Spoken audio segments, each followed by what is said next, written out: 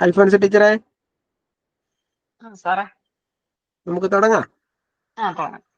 ഇപ്പൊ നമ്മള് ആശിച്ചു മോഹിച്ച് എല്ലാരും കാത്തിരുന്ന ഒത്തിരി ദിവസം എല്ലാരും ചോദിക്കാൻ തുടങ്ങിയിട്ട് സയൻസിന്റെ ക്ലാസ് വന്നപ്പോ സാറേ സോഷ്യൽ സയൻസിന് ഒരു ക്ലാസ് ഇല്ലേ, സോഷ്യൽ സയൻസിന് ക്ലാസ് ഇല്ലേ എന്ന് ചോദിച്ച് കാത്തിരിക്കുകയായിരുന്നു. അപ്പൊ ഇന്ന് 20 പേരോളം ജോയിൻ ചെയ്തിട്ടുണ്ട്. സന്തോഷം. അപ്പൊ നമുക്ക് ഇന്ന് കലാശക്കൊട്ട് സോഷ്യൽ സയൻസിന്റെ ക്ലാസ് എടുക്കാനായിട്ട് നമ്മുടെ ടീച്ചർ വന്നു ചേർന്നിട്ടുണ്ട്. ടീച്ചറിനെ അതുപോലെ ക്ലാസ്സിൽ പങ്കെടുക്കാൻ നിങ്ങളെ ഞാൻ സ്വാഗതം ചെയ്യുകയാണ്. തുടങ്ങാം ടീച്ചർ. സ്റ്റാർട്ട് ചെയ്യാം. ഓക്കെ.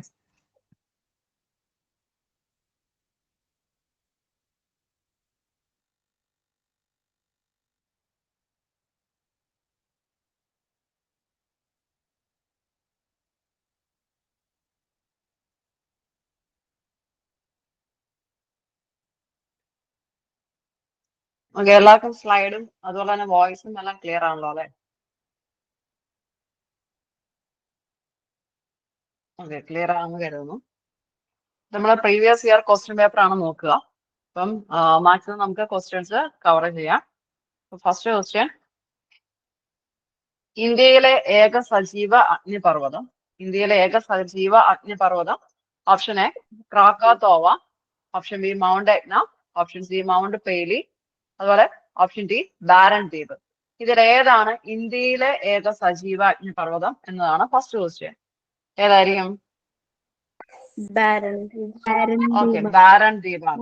അപ്പൊ ഈ ഒരു അഗ്നിപർവ്വതത്തിന്റെ ഈ ഒരു ടോപ്പിക് പറയുമ്പോൾ അഗ്നിപർവ്വതത്തിനെ കുറിച്ചുള്ള കുറച്ചധികം ക്വസ്റ്റ്യൻസ് ഓർത്ത് വെക്കുക. അഗ്നിപർവ്വതങ്ങൾ 3 ടൈപ്പ് ആണെന്ന് ഓർമ്മിക്കുക. സജീവ അഗ്നിപർവ്വതമുണ്ട്, നിദ്രയിലാണ്ടവയുണ്ട്, നിർജീവ അഗ്നിപർവ്വതമുണ്ട്. അതിൽ സജീവ അഗ്നിപർവ്വതം എന്ന് പറയുമ്പോൾ ഇടയ്ക്കിടയ്ക്ക് സ്ഫോടനങ്ങളൊക്കെ ഉണ്ടാവും. അങ്ങനെയുള്ള ഒരു ദ്വീപ എന്താ പറയാ ഒന്നാണ് ബാരൻ ദ്വീപ്. ബാരൻ ദ്വീപിലാണ് ഇന്ത്യയിലെ ഏക സജീവ അഗ്നിപർവ്വതം നിലകൊള്ളുന്നത്. അതുപോലെ തന്നെ ഏറ്റ്ന, അതുപോലെ കോട്ടോപാസ്കി, പിന്നെ മൊണോലോവ, അനാക് തുടങ്ങിയ ഒട്ടനവധി സജീവ അഗ്നിപർവ്വതങ്ങളുണ്ട്. അപ്പം ഇന്ത്യയിലേത് ബാരൻ ദ്വീപിലാണെന്നുള്ള ഓർമ്മിക്കുക. ആൻഡമാൻ ദ്വീപിലാണത്. അത് ഓർമ്മിച്ച് വെക്കുക. അതുപോലെ നിദ്രയിലാണ്ടവ എന്ന് പറയുന്ന ടൈപ്പ് ഓഫ് അഗ്നിപർവ്വതം. നിദ്രയിലാണ്ടവ എന്ന് പറയുമ്പോൾ പണ്ടെങ്ങോ ഭയങ്കര കാര്യമായ രീതിയിൽ അഗ്നിപർവ്വതം സ്ഫോടനങ്ങളും കാര്യങ്ങളെല്ലാം നടന്നിരുന്നു. എന്നാൽ ഇപ്പോൾ സ്ഫോടനത്തിന് വലിയ സാധ്യതകളൊന്നുമില്ല എന്ന രീതിയിൽ നിൽക്കുന്ന അഗ്നിപർവ്വതങ്ങളാണ് എന്താ പറയാ നിർജീവ അഗ്നിപർവ്വതങ്ങൾ എന്ന് പറയാം. നിർജീവ അഗ്നിപർവ്വതം. നിദ്രയിലാണ്ടവ എന്ന് പറയുമ്പോൾ എന്താ പറയാ ചരിത്രാധിക കാലത്ത് പൊട്ടിത്തെറിച്ചിട്ടുണ്ട്. എന്നാൽ ഇപ്പം കുറച്ച് ശാന്തമായിട്ട് നിൽക്കുന്നതാണ് നിദ്രയിലാണ്ടവ. അതല്ലെങ്കിൽ അതിനെ സുഷുപ്തിയിലാണ്ടവ എന്ന് കൂടി അറിയപ്പെടുന്നുണ്ട്. അപ്പൊ 3 ടൈപ്പ് ഓഫ് വോൾക്കാനോസ് ആണെന്നുള്ള ഓർമ്മിക്കുക. സജീവ അഗ്നിപർവ്വതമുണ്ട്, അതായത് ഇപ്പോഴും നല്ല ആക്റ്റീവായിട്ട് നിൽക്കുന്നതാണ്, എപ്പോ വേണേലും അഗ്നിപർവ്വതം പൊട്ടാം. അതുപോലെ നിദ്രയിലാണ്ടവ എന്ന് പറയുമ്പോൾ പണ്ടെങ്ങാണ്ടോ പൊട്ടിയിട്ടുണ്ട്, എന്നാൽ ഇപ്പം ചെറിയൊരു ശാന്തതയിൽ അങ്ങ് പോകുന്നു. അത്തരത്തിലുള്ള അഗ്നിപർവ്വതത്തിന് ഉദാഹരണമാണ് കിളിമാഞ്ചാറോ. ഓർമ്മിച്ചു വെക്കണം, കിളിമാഞ്ചാറോ എന്ന പേര് ഓർമ്മിച്ചു വെക്കണം. നിദ്രയിലാണ്ടവ അല്ലെങ്കിൽ സുഷുപ്തിയിലാണ്ടവ എന്ന ടൈപ്പില് വരുന്ന അഗ്നിപർവ്വതമാണ് കിളിമാഞ്ചാറോ. ടാൻസാനിയയിലാണ് നമുക്ക് കിളിമാഞ്ചാറോ കാണാൻ സാധിക്കുന്നത്. പിന്നെ ഉള്ളതാണ് നിർജീവ അഗ്നിപർവ്വതം. നിർജീവ അഗ്നിപർവ്വതം എന്ന് പറയുന്നത് പൂർണ്ണമായിട്ടും മാഗ്മയുടെ ഒഴുക്ക് നിലച്ചു, അതായത് ഇനി ഒരിക്കലും ഒരു സ്ഫോടനത്തിന് സാധ്യതയില്ലാത്ത അഗ്നിപർവ്വതമാണ് നിർജീവ അഗ്നിപർവ്വതം എന്ന് പറയുന്നത്. ഇന്ത്യയിൽ ഒരു നിർജീവ അഗ്നിപർവ്വതമുണ്ട്, അത് ഓർമ്മിച്ചു വെക്കണം, നർക്കൊണ്ടമാണ്. അപ്പൊ ഇന്ത്യയിൽ നിർജീവ അഗ്നിപർവ്വതവും സജീവ അഗ്നിപർവ്വതവും ഉണ്ട്. സജീവ അഗ്നിപർവ്വതം ബാരൻ ദ്വീപിലും, അതുപോലെ നിർജീവ അഗ്നിപർവ്വതം എന്ന് പറയുന്നത് നർക്കൊണ്ടം ആണെന്നുള്ളത് ഓർമ്മിച്ചു വെക്കുക. എങ്കില് ലോകത്തിലെ ഏറ്റവും കൂടുതൽ അഗ്നിപർവ്വതങ്ങൾ കാണപ്പെടുന്ന ഭാഗം അറിയപ്പെടുന്ന പേരെന്താ? പസഫിക് സമുദ്രത്തിന് ചുറ്റുമുള്ള അസ്ഥിര മേഖല, അതായത് റിംഗ് ഓഫ് ഫയറിലാണ് ലോകത്തിലെ ഏറ്റവും കൂടുതൽ അഗ്നിപർവ്വതങ്ങൾ കാണപ്പെടുന്നത്. അതൊന്ന് ഓർമ്മിച്ചു വെക്കണം. റിംഗ് ഓഫ് ഫയർ പസഫിക് സമുദ്രത്തിലാണെന്നുള്ള ഓർമ്മിച്ചു വെക്കുക. അതുപോലെ തന്നെ ലോകത്തിലെ ഏറ്റവും കൂടുതൽ അഗ്നിപർവ്വതങ്ങൾ കാണപ്പെടുന്ന മേഖലയാണ് ഈ റിംഗ് ഓഫ് ഫയർ എന്നുകൂടി ഓർമ്മിച്ചു വെക്കുക. അപ്പൊ ഒന്നാമത്തെ ക്വസ്റ്റ്യനുമായി ബന്ധപ്പെട്ട് നമ്മൾ ഇത്രയേറെ കാര്യങ്ങൾ പറഞ്ഞു. ഇനി അടുത്ത ക്വസ്റ്റ്യൻ, ദൈനംദിന കാലാവസ്ഥാ വ്യതിയാനങ്ങൾ അനുഭവപ്പെടുന്ന അന്തരീക്ഷ പാളി ഏത്? Option A stratosphere, option B troposphere, option C mesosphere, option D hydrosphere. ഏതായിരിക്കും? ദൈനംദിന കാലാവസ്ഥ വ്യതിയാനങ്ങൾ അനുഭവപ്പെടുന്നത്? ദൈനംദിന കാലാവസ്ഥ ട്രോപ്പോസ്ഫിയർ ആണ്. അപ്പൊ ഈ ഒരു ക്വസ്റ്റ്യനുമായി ബന്ധപ്പെട്ട് നമ്മൾ നോക്കുമ്പോൾ ലെയേഴ്സ് ഓഫ് അറ്റ്മോസ്ഫിയർ അത് അതിന്റെ ഓർഡറിൽ തന്നെ പഠിച്ചു വെക്കാനായിട്ട് ഓർമ്മിക്കുക. Troposphere, stratosphere, mesosphere, thermosphere, exosphere, ഇങ്ങനെ 5 ലെയേഴ്സ് ആയിട്ടാണ് അറ്റ്മോസ്ഫിയറിനെ ഡിവൈഡ് ചെയ്തിരിക്കുന്നത് എന്നുള്ള ഓർമ്മിക്കുക. ഇതിലെ ട്രോപ്പോസ്ഫിയർ എന്ന് പറയുന്നതിന്റെ അകത്താണ് ദൈനംദിന കാലാവസ്ഥാ വ്യതിയാനങ്ങൾ, അതായത് മഴ, മഞ്ഞ് തുടങ്ങിയ അന്തരീക്ഷത്തിലുള്ള എല്ലാ പ്രതിഭാസങ്ങളും നമുക്ക് കാണാനായിട്ട് സാധിക്കുന്നത് ട്രോപ്പോസ്ഫിയറിലാണെന്നുള്ളത് ഓർമ്മിച്ചു വെക്കുക. ഈ ഒരു ട്രോപ്പോസ്ഫിയറിലുള്ള മറ്റൊരു മെയിൻ പോയിന്റ് ആണ് ക്രമമായ താപനിഷ്ഠ നിരക്ക് എന്ന് പറയുന്നത്. അതായത് ട്രോപ്പോസ്ഫിയറിലെ താപനില ഉയരുന്നതിനനുസരിച്ച് ഓരോ 165 മീറ്ററിനും 1 ഡിഗ്രി സെൽഷ്യസ് എന്ന തോതിൽ കുറഞ്ഞു വരുന്ന പ്രക്രിയനെയാണ് ക്രമമായ താപനിഷ്ഠ നിരക്ക് എന്ന് പറയുന്നത്. ഇതിലുള്ള മറ്റൊരു പോയിന്റ് ആണ് ട്രോപ്പോപാസ്. ട്രോപ്പോപാസ് എന്ന് പറയുന്നത് ട്രോപ്പോസ്ഫിയറിലൂടെയുള്ള ട്രോപ്പോസ്ഫിയറിന്റെയും സ്ട്രാറ്റോസ്ഫിയറിന്റെയും തമ്മിൽ വേർതിരിക്കുന്ന മേഖല ട്രോപ്പോപാസ് എന്ന പേരിൽ അറിയപ്പെടും. അല്ലെങ്കിൽ ട്രോപ്പോസ്ഫിയറിന് മുകളിലുള്ള സംക്രമണ മേഖല ഏത് എന്ന് ചോദിച്ചാൽ ട്രോപ്പോപാസ് തന്നെയാണ്. ഈ ട്രോപ്പോപാസിലൂടെ വായു പ്രവാഹങ്ങൾ നടക്കുന്നുണ്ട്. അതറിയപ്പെടുന്ന പേര് ജെറ്റ് പ്രവാഹങ്ങൾ എന്ന പേരിലാണ് അറിയപ്പെടുക. ജെറ്റ് പ്രവാഹങ്ങൾ എന്നോ അല്ലെങ്കിൽ ജെറ്റ് സ്ട്രീം എന്നോ ഓപ്ഷൻസിൽ വരാറുണ്ട്. അതൊന്ന് ഓർമ്മിച്ച് വെക്കുക. അടുത്തൊരു ലെയർ ആണ് സ്ട്രാറ്റോസ്ഫിയർ. സ്ട്രാറ്റോസ്ഫിയർ എന്ന് പറയുമ്പോഴത്തേനും അതിലെ പ്രധാനപ്പെട്ട മറ്റൊരു പോയിന്റ് ആണ് സമതാപ മേഖല. അതായത് സ്ട്രാറ്റോസ്ഫിയറിന്റെ താഴ്ന്ന ഭാഗങ്ങളിൽ ഉയരം കൂടുന്നതിനനുസരിച്ച് താപനിലയിൽ മാറ്റം അനുഭവപ്പെടുന്നില്ലാത്ത കുറച്ച് പ്രദേശമുണ്ട് അല്ലെങ്കിൽ കുറച്ച് മേഖലയുണ്ട്. ആ ഒരു മേഖലനെയാണ് സമതാപ മേഖല. അപ്പൊ സമനായാണ് അവിടുത്തെ താപം. ആ ഒരു മേഖല കാണപ്പെടുന്നത് സ്ട്രാറ്റോസ്ഫിയറിലാണെന്നുള്ളത് ഓർമ്മിച്ചു വെക്കുക. ഈ സ്ട്രാറ്റോസ്ഫിയറിനും മിസോസ്ഫിയറിനും ഇടയിൽ വേർതിരിക്കുന്ന ഭാഗമാണ് സ്ട്രാറ്റോപാസ് എന്ന പേരിൽ അറിയപ്പെടുന്നത്. അതുപോലെ ഇവിടെ കാണപ്പെടുന്ന മേഘപടലങ്ങൾ അത് ഇമ്പോർട്ടന്റ് ആണ്. നാക്രിയസ് മേഘങ്ങൾ. നാക്രിയസ് മേഘങ്ങളാണ് നമുക്ക് സ്ട്രാറ്റോസ്ഫിയറിൽ കാണാനായിട്ട് സാധിക്കുന്നത്. അതുപോലെ സ്ട്രാറ്റോസ്ഫിയറിൽ കാണുന്ന മറ്റൊന്നാണ് ഓസോൺ പാളി. വളരെ ഇമ്പോർട്ടന്റ് ആണ്. ഓസോൺ പാളി കാണപ്പെടുന്ന അന്തരീക്ഷ മണ്ഡലം ഏത് അല്ലെങ്കിൽ ഏത് ലെയറിലാണ് കാണുന്നത് എന്ന് ചോദിച്ചിട്ടുണ്ടെങ്കിൽ അത് സ്ട്രാറ്റോസ്ഫിയറിലാണെന്നുള്ളത് ഓർമ്മിക്കുക.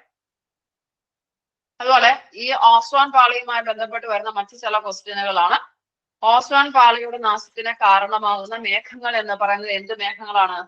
നാക്രിയസ് മേഘങ്ങളാണ്. ഈ നാക്രിയസ് മേഘങ്ങളാണ് നമ്മുടെ സ്ട്രാറ്റോസ്ഫിയറിൽ കാണുകയും ചെയ്യുന്നത്. ഓസോൺ ദിനമെന്നാണ് ഓക്കെ സെപ്റ്റംബർ 16 ഓസോൺ ദിനം. Okay ozone okay. അടുത്ത ലെയർ ഓഫ് അറ്റ്മോസ്ഫിയർ ആണ് മിസോസ്ഫിയർ. മിസോസ്ഫിയറിൽ കാണപ്പെടുന്ന പ്രത്യേകത എന്ന് പറയുന്നത് ഒന്ന് ഘർഷണം കൂടുതലായിട്ട് കാണപ്പെടുന്നുണ്ട്. ഉൽക്ക വർഷ പ്രദേശമാണ് ഈ പറയുന്ന മിസോസ്ഫിയർ എന്ന് പറയുന്നത്. ഉൽക്കകൾ കത്തി ചാരമാവാനുള്ള കാരണം എന്ത് എന്നുള്ളത് പലപ്പോഴും ചോദിച്ചിട്ടുണ്ട്. അത് ഘർഷണമാണെന്നുള്ളത് ഓർമ്മിച്ചു വെക്കുക. അതുപോലെ ഈ ഒരു മിസോസ്ഫിയറിൽ കാണപ്പെടുന്ന മേഘങ്ങളാണ് നോക്ടുലൂസൻസ് മേഘങ്ങൾ അഥവാ നിശാദീപങ്ങൾ. നിശാദീപങ്ങൾ അഥവാ നോക്ടുലൂസൻസ് മേഘങ്ങൾ നമുക്ക് കാണാൻ സാധിക്കുന്നത് മിസോസ്ഫിയറിലാണെന്നുള്ളത് ഓർമ്മിച്ചു വെക്കണം. ഇനി അടുത്ത് നമുക്ക് നോക്കാനുള്ളത് തെർമോസ്ഫിയർ. തെർമോസ്ഫിയർ ആണ് ഏറ്റവും താപനില കൂടിയ പാളി എന്ന് പറയുന്നത്. അന്തരീക്ഷ മണ്ഡലത്തില് ഏറ്റവും താപനില കൂടിയ പാളി എന്ന് പറയുന്നത് തെർമോസ്ഫിയർ ആണ്. അതുപോലെ തന്നെ ഇവിടെയാണ് ഭൂഗുരുത്വാകർഷണ ബലം ഏറ്റവും കുറഞ്ഞതും. അപ്പൊ അത് കൃത്യമായിട്ടും ഓർമ്മിച്ചു വെക്കുക. അതുപോലെ എക്സോസ്ഫിയർ എന്ന് പറയുന്നത് അന്തരീക്ഷത്തിലെ ഏറ്റവും മുകളിലത്തെ പാളിയാണ് എക്സോസ്ഫിയർ എന്ന് പറയാം. അതും ഓർമ്മിച്ചു വെക്കണം. അതുപോലെ വാർത്താവിനിമയ കൃത്രിമോപഗ്രഹങ്ങൾ സ്ഥിതി ചെയ്യുന്ന മണ്ഡലം ഏതാണ്? ഏത് അന്തരീക്ഷ മണ്ഡലത്തിലാണ് വാർത്താവിനിമയ കൃത്രിമോപഗ്രഹങ്ങൾ സ്ഥിതി ചെയ്യുന്നത്? അയണോസ്ഫിയറിലാണ്. അയണോസ്ഫിയറിലാണ്. ഓക്കെ. അതായത് റേഡിയോ പരിപാടികളെല്ലാം കൂടുതലായിട്ട് നടക്കുന്നത് അല്ലെങ്കിൽ റേഡിയോ തരംഗങ്ങൾ സഞ്ചരിക്കുന്ന അന്തരീക്ഷ മണ്ഡലം ഏതെന്ന് ചോദിച്ചിട്ടുണ്ട്. അതെല്ലാം ഈ പറയുന്ന അയണോസ്ഫിയർ ആണെന്നുള്ളത് ഓർമ്മിച്ചു വെക്കുക. അതുപോലെ കാർമൻ രേഖ വളരെ ഇമ്പോർട്ടന്റ് ആണ്. കാർമൻ രേഖ. കാർമൻ രേഖ എന്ന് പറയുന്നത് അന്തരീക്ഷത്തിന്റെയും ബഹിരാകാശത്തിന്റെയും അതിർവരമ്പാണ് കാർബൺ രേഖ. ഈ കാർബൺ രേഖ സ്ഥിതി ചെയ്യുന്നത് അയണോസ്ഫിയറിലാണെന്നുള്ളത് ഓർമ്മിക്കുക. അപ്പൊ അത്യാവശ്യം നമ്മൾ ഈ പറഞ്ഞ ലെയേഴ്സ് ഓഫ് അറ്റ്മോസ്ഫിയറുമായി ബന്ധപ്പെട്ടിട്ടുള്ളത് നമ്മൾ പറഞ്ഞു. ഇത്രയെങ്കിലും നിങ്ങൾ മെയിൻ ആയിട്ടും ഓർമ്മിച്ചു വെക്കണം. അതുപോലെ തന്നെ അറോറ കാഴ്ചകളുടെ ഉറവിടം തെർമോസ്ഫിയർ ആണെന്നുള്ള ഓർമ്മിക്കുക. ഇനിയുള്ളത് കാര്യം എന്താണെന്ന് വെച്ച് കഴിഞ്ഞാൽ ഇതിന്റെ താപനിലയാണ്. അതായത് ഓരോ അറ്റ്മോസ്ഫിയറിലെയും താപനില എന്ന് പറയുന്നത് കൃത്യമായിട്ടും പഠിക്കാൻ ഏറ്റവും എളുപ്പം എന്ന് പറയുന്നത് ട്രോപ്പോസ്ഫിയറിലെ താപനില എങ്ങനെയായിരിക്കും? ഉയരം കൂടുന്നതിനനുസരിച്ച് ഊഷ്മാവ് കുറയുകയായിരിക്കും ചെയ്യുക.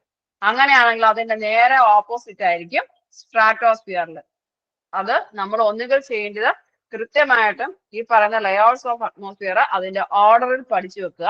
ആദ്യത്തേതിൻ്റെ അകത്ത് ഉയരം കൂടുന്നതിനനുസരിച്ച് ഊഷ്മാവ് കുറയുകയാണ് ചെയ്യുന്നത്.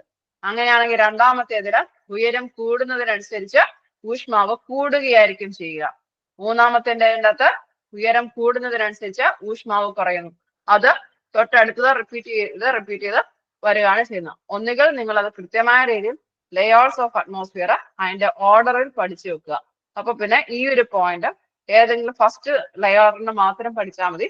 അടുത്തത് ആദ്യത്തേത് കുറയുകയാണെന്നുണ്ടെങ്കിൽ രണ്ടാമത്തേന് ഊഷ്മാവ് കൂടുകയായിരിക്കും, മൂന്നാമത്തേന് കുറയുകയായിരിക്കും ചെയ്യുക. ആ ഒരു പോയിന്റ് നിങ്ങൾക്ക് പഠിക്കാൻ അതിനകത്ത് എളുപ്പമുണ്ടാവും. അതുപോലെ ഈ പറയുന്ന ഓസോൺ പാളി തകരാൻ കാരണമാകുന്ന ഘടകങ്ങൾ ഏതൊക്കെയായിരുന്നു?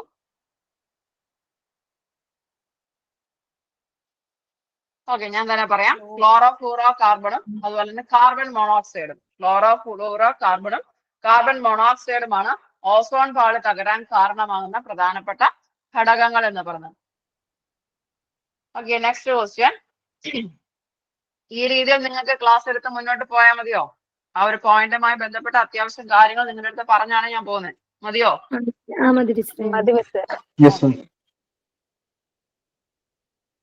ചുവടായി നൽകിയിട്ടുള്ള ഭൂരൂപീകരണ സഹായികളിൽ ഏതുമായി കാസ്റ്റ് ഭൂപ്രകൃതി ബന്ധപ്പെട്ടിരിക്കുന്നു?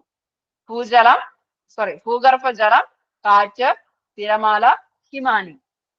ഇതിൽ ഏതുമായിട്ടായിരിക്കും ബന്ധപ്പെട്ടിട്ടുള്ള കാസ്റ്റ് ഭൂപ്രകൃതി? ഭൂഗർഭജലവുമായി ബന്ധപ്പെട്ടിട്ടുള്ളതാണ് കാസ്റ്റ് ഭൂപ്രകൃതി. നമുക്ക് ഈ പറയുന്ന ഭൂരൂപീകരണ പ്രക്രിയകൾ വളരെ ഇമ്പോർട്ടന്റ് ആണ്. ഇതിലെ നദീജന്യ ഭൂരൂപീകരണം എന്ന് പറയുമ്പോൾ നദികളെ അവസാദങ്ങൾ നിക്ഷേപിച്ചുണ്ടാകുന്നുണ്ട്. അതായത് സ്റ്റാർട്ടിംഗ് സ്റ്റേജിലുള്ളതും മിഡിൽ സ്റ്റേജിലുള്ളതും എൻഡിങ് പൊസിഷനിലുള്ളതും ഉണ്ട്. അതായത് നദീജന്യ ഭൂരൂപങ്ങളിലെ ഉദാഹരണങ്ങളാണ് ദ്വീരൂപ താഴ്വരകള്, കാനോണുകള്, വെള്ളച്ചാട്ടങ്ങള്, അതുപോലെ തന്നെ ഡെൽറ്റകള്, അതുപോലെ മിയാണ്ടറിങ്, ഓക്സ്ബോ തടാകങ്ങൾ തുടങ്ങിയവയെല്ലാം നദീജന്യ ഭൂരൂപങ്ങൾക്ക് ഉദാഹരണമാണ്. ഇതെല്ലാം മിയാണ്ടറിങ് നമുക്ക് ഇമ്പോർട്ടന്റ് ആണ്. നദി അർദ്ധവൃത്താകൃതിയിൽ വളഞ്ഞൊഴുകുന്ന പ്രക്രിയനെയാണ് മിയാണ്ടറിങ് എന്ന് പറയുന്നത്.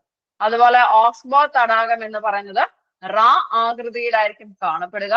അതുപോലെ തന്നെ വളഞ്ഞൊഴുകിയ നദിയുടെ ഭാഗം പ്രധാന ഭാഗത്ത് നിന്ന് വേർപെട്ട് രൂപം കൊള്ളുന്ന തടാകങ്ങളെയാണ് ഓക്സ്ബോ തടാകം എന്ന് പറയാം. ഈ രണ്ട് പോയിന്റുകൾ നമുക്ക് വളരെ ഇമ്പോർട്ടന്റ് ആണ്. അതുപോലെ ഡെൽറ്റ പ്രദേശത്തെ കുറിച്ച് പറയുമ്പോൾ ലോകത്തിലെ ഏറ്റവും വലിയ ഡെൽറ്റ പ്രദേശം ഏതാണ്? പശ്ചിമ ബംഗാളിലെ സുന്ദർബൻ ഡെൽറ്റ പ്രദേശമാണ് ലോകത്തിലെ ഏറ്റവും വലിയ ഡെൽറ്റ പ്രദേശം. ഈ ഒരു സുന്ദർബൻ ഡെൽറ്റ പ്രദേശം സ്ഥിതി ചെയ്യുന്ന ഭൂപ്രകൃതി ഏതാ?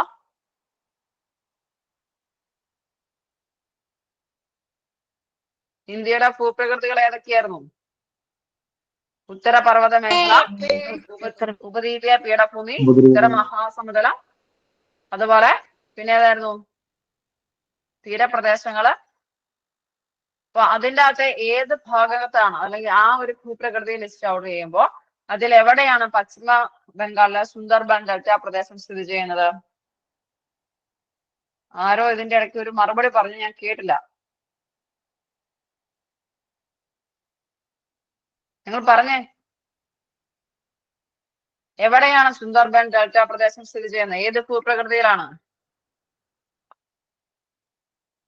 ഉത്തരപർവ്വത ഉപദ്വീപീയ പീഠഭൂമിയിലാണോ അതേ ഉത്തര മഹാസമുദ്രത്തിലാണോ?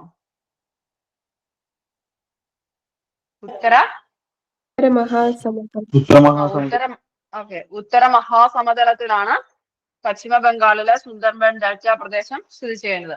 അതുപോലെ കാസ്റ്റ് ഭൂപ്രകൃതിയെ കുറിച്ച് പറഞ്ഞു കഴിഞ്ഞാല് ചുണ്ണാമ്പ് കല്ല് പ്രദേശങ്ങളിൽ കാണപ്പെടുന്ന ഭൂപ്രകൃതിയാണ് കാസ്റ്റ് ഭൂപ്രകൃതി എന്ന് പറയുന്നത്. അതായത് ചുണ്ണാമ്പ് ശിലാസ്തംഭങ്ങൾക്ക് അല്ലെങ്കിൽ ചുണ്ണാമ്പ് ശിലകൾക്ക് രൂപമാറ്റം സംഭവിച്ചുണ്ടാകുന്നവയാണ് ഈ ഒരു കാസ്റ്റ് ഭൂപ്രകൃതിയിൽ ഉള്ള കാര്യങ്ങൾ. അതായത് സ്റ്റാലക്മൈറ്റ്, സ്റ്റാലക്ടൈറ്റ്, ചുണ്ണാമ്പ് ശിലാസ്തംഭങ്ങള്, അതുപോലെ ചുണ്ണാമ്പ് ഗുഹകള് തുടങ്ങിയവയെല്ലാം ഈ പറയുന്ന കാസ്റ്റ് ഭൂപ്രകൃതിയുടെ ഭാഗമായിട്ട് ഉള്ളവയാണ്. അതുപോലെ തന്നെ കടൽ തീര ഭൂരൂപങ്ങളുണ്ട്. അതായത് തിരമാലകളുടെ അപരദനവും നിക്ഷേപണവും മൂലം ഉണ്ടാകുന്നവയാണ് കടൽ തീര ഭൂരൂപങ്ങൾ എന്ന് പറയുന്നത്. അവയ്ക്ക് ഉദാഹരണമാണ് ഈ പറയുന്ന കടൽ തീര ക്ലിഫുകൾ, അതുപോലെ കടൽ തീരത്ത് കാണപ്പെടുന്ന സ്തംഭങ്ങള്, ബീച്ചുകള് തുടങ്ങിയവയെല്ലാം കടൽ തീര ഭൂരൂപങ്ങൾക്ക് ഉദാഹരണമാണ്. അതുപോലെ മരുഭൂമിയിലെ ഭൂരൂപങ്ങൾക്ക് ഉദാഹരണമാണ് കൂൺശിലകള്, അതുപോലെ മൺകൂനകള്, ബർക്കൻസ് തുടങ്ങിയവയെല്ലാം. ഇതിലെ ബർക്കൻസിന് ഒരു ആകൃതിയുണ്ട്, അത് ഓർമ്മിച്ചു വെക്കണം.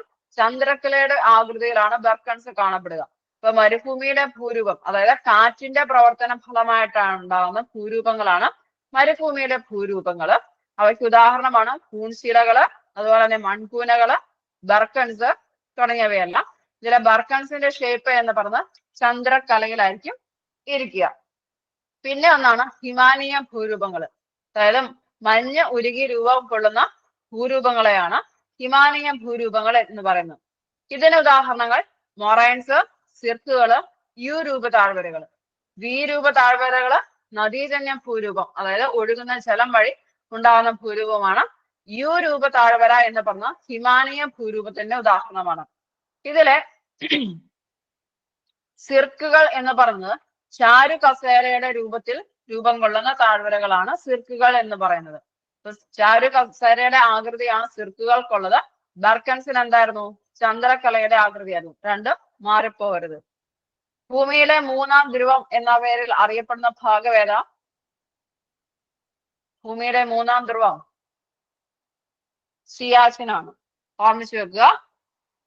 അടുത്ത ക്വസ്റ്റ്യൻ, ചുവടെ നൽകിയിട്ടുള്ളവയിൽ പടിഞ്ഞാറോട്ട് ഒഴുകുന്ന നദി അല്ലാത്തതേത്? പെരിയാർ, പാമ്പാർ, ചാലിയാർ, ഭാരതപ്പുഴ.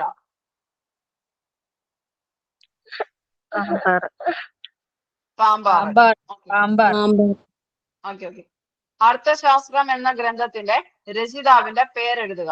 മെഗസ്തനീസ്, കൗഡല്യൻ. നീതി ആയോഗിന്റെ അധ്യക്ഷൻ പ്രധാനമന്ത്രി, രാഷ്ട്രപതി, ഉപരാഷ്ട്രപതി, പ്രധാനമന്ത്രി. എന്ത് നിർത്തലാക്കിയിട്ടാണ് നീതി ആയോഗ് ആരംഭിച്ചത്? പഞ്ചവത്സര പദ്ധതി നിർത്തലാക്കിയതിനു ശേഷം പിന്നീട് സ്റ്റാർട്ട് ചെയ്തിരിക്കുന്നതാണ് നീതി ആയോഗ് എന്നുള്ളത്. അത് ഓർമ്മിച്ചു വെക്കണം. ചുവടെ നൽകിയിട്ടുള്ള നിറങ്ങളിൽ ഏതാണ് ഒരു ധരാതലീയ ഭൂപടത്തിൽ കൃഷിയെ ചിത്രീകരിക്കുന്നതിനായി ഉപയോഗിക്കുന്നത്? മഞ്ഞയാണ്. പച്ച എന്തിനെയാണ് സൂചിപ്പിക്കുന്നത്?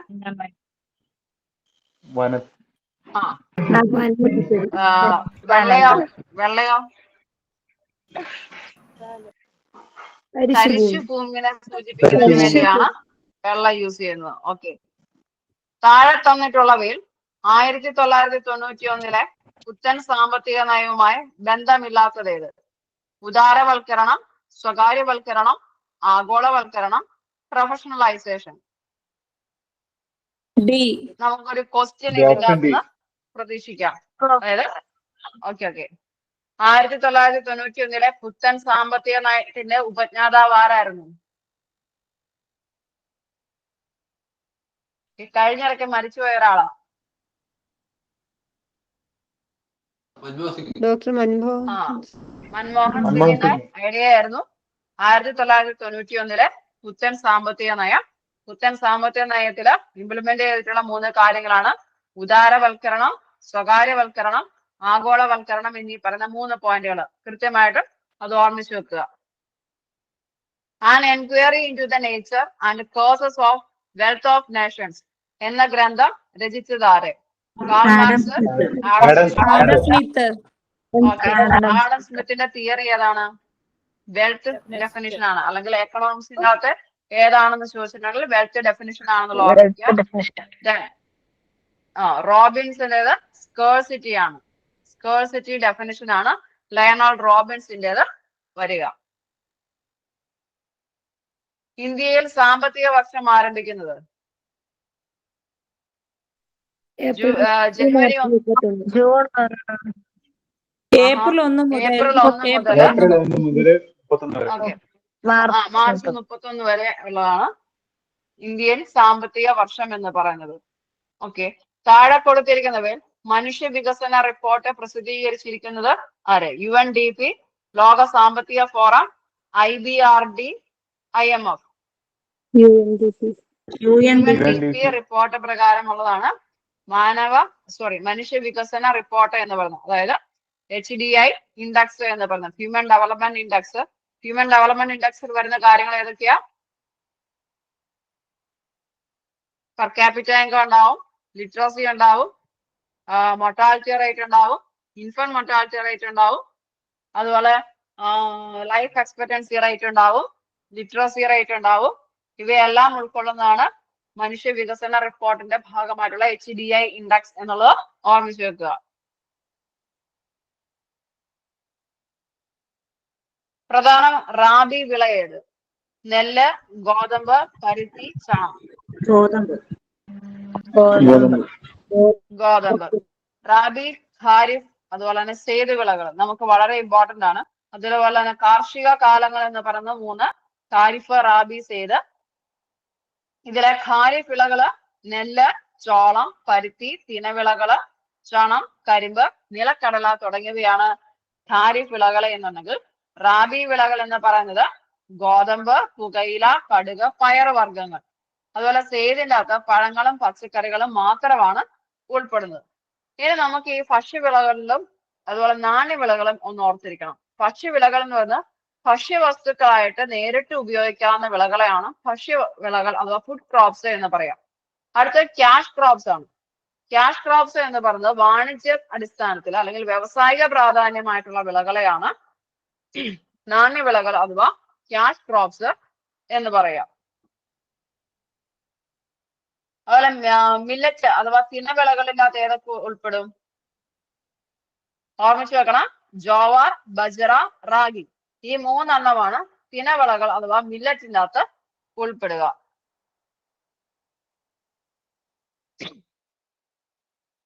ഒരു സമുദ്രഫലകവും ഒരു വൻകര ഫലകവും തമ്മിൽ കൂട്ടിമുട്ടുമ്പോൾ സമുദ്രഫലകം താഴേക്ക് പോകുന്നു, വൻകര ഫലകം താഴേക്ക് പോകുന്നു, 2 ഫലകങ്ങളും താഴേക്ക് പോകുന്നു, 2 ഫലകങ്ങളും ഉയർത്തപ്പെടുന്നു. സമുദ്രഫലകം താഴേക്ക് പോകുന്നു. അതുപോലെ സമുദ്രഫലകവും വൻകര ഫലകവും തമ്മിലുള്ള വ്യത്യാസങ്ങൾ എന്തൊക്കെയാ? അല്ലെങ്കിൽ സമുദ്രഫലകം എന്ന് പറയുന്നത് എന്താണ്? ഓക്കെ, ഇനി ഇതൊന്നും വേണ്ട. ടെക്ടോണിക് മൂവ്മെന്റ് എന്ന് പറയുന്നത് എന്താണ്? ഫലകങ്ങൾ തമ്മിലുള്ള തെന്നിമാറല് അല്ലെങ്കിൽ ഉരസി പോകുന്നത്, കൂട്ടിമുട്ടുന്നത് തുടങ്ങിയവയെ എല്ലാത്തിനെയാണ് ഈ പറയുന്ന ടെക്ടോണിക് മൂവ്മെന്റ് എന്ന് പറയാം. 2 ഫലകങ്ങൾ കൂട്ടിമുട്ടുകയാണെന്നുണ്ടെങ്കിൽ അതിനെ എന്തെന്നാ പറയാ? സംയോജക സീമ. 2 ഫലകങ്ങൾ വിയോജിച്ചു പോകുന്നു, അപ്പൊ അത് വിയോജക. ഓക്കെ, 2 ഫലകങ്ങൾ ഉരസി മാറിപ്പോകുന്നു, അതെന്നാ? ഛേദക സീമ. ഓർമ്മിച്ചു വെക്കുന്നത് സംയോജക സീമ എന്താണ്, വിയോജക സീമ എന്താണ്, ഛേദക സീമ എന്താണ്? കൃത്യമായിട്ടും ഓർമ്മിച്ചു വെക്കണം, വളരെ ഇമ്പോർട്ടന്റ് ആണ്.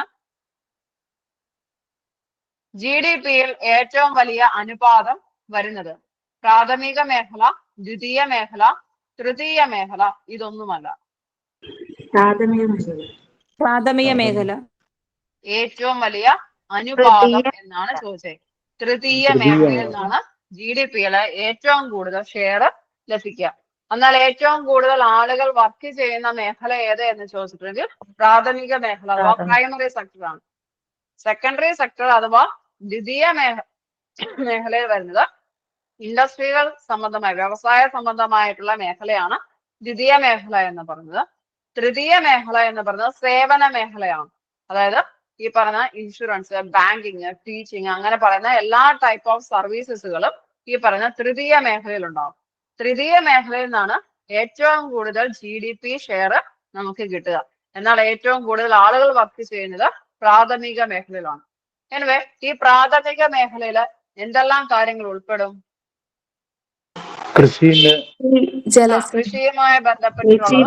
അതുപോലെ തന്നെ ഇറിഗേഷൻ വരുന്നത് ഏതിൻ്റെ അകത്താ വരിക? പ്രാഥമികമാണോ ദ്വിതീയമാണോ? അത് നമ്മൾ ഭയങ്കരമായിട്ട് തെറ്റിക്കുന്ന ഒരു ക്വസ്റ്റ്യൻ ആണ്. ഏതാ? ഒരാള് മാത്രമേ അതിന് മറുപടി പറഞ്ഞുള്ളൂ. പ്രാഥമികം. പ്രാഥമികമായിരിക്കും ദ്വിതീയമായിരിക്കും. കാരണം നമുക്ക് അത് ഭയങ്കര കൺഫ്യൂസിംഗ് ആയിട്ട് വരുന്ന ഒരു സാധനമാണ് ദ്വിതീയ മേഖല. ഓക്കെ, ഇനി അടുത്തതാരാ? മെസ്സേജ് അയച്ചാൽ എനിക്ക് കാണാൻ ബുദ്ധിമുട്ടാണ്. കാരണം ഞാൻ ഒരൊറ്റ എണ്ണത്തിൽ അത് മാത്രമേ ഷെയർ ചെയ്തിട്ടുള്ളൂ.